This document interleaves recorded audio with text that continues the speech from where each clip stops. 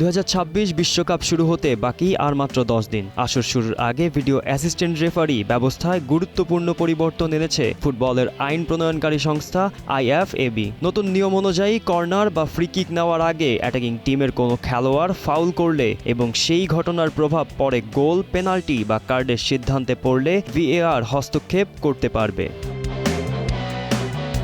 এতদিন বল খেলার আগে ঘটে যাওয়া অনেক ঘটনা ভিএআরের আওতার বাইরে ছিল, তবে এখন থেকে এমন কোনো স্পষ্ট ফাউল থেকে দল সুবিধা পেলে সেটিও ভিডিও পর্যালোচনা করা হবে।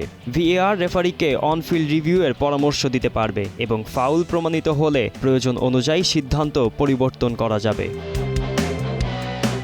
ফিফার প্রধান রেফারিং কর্মকর্তা পিয়েরলুইজি কলিনা বলেন, বল খেলার মধ্যে আসার ঠিক আগে সংঘটিত স্পষ্ট ফাউল উপেক্ষা করা ন্যায্য নয়। তার ভাষায়, যদি বল খেলার মধ্যে আসার ঠিক আগে কোনো ফাউল হয় তাহলে সেটি কারো আপত্তি থাকার কথা নয়। এমন পরিস্থিতিতে সুবিধা পাওয়া অন্যায্য।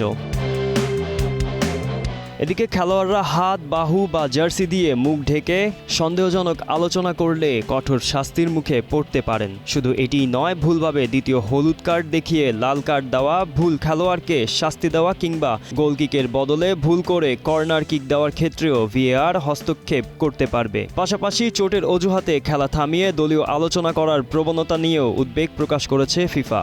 বিশ্বকাপে নির্ভুল সিদ্ধান্ত নিশ্চিত করা এবং বিতর্ক কমাতেই ভিএআরের ক্ষমতা বাড়ানো হয়েছে। গোলাম মোর্শেদ, স্টার প্লে।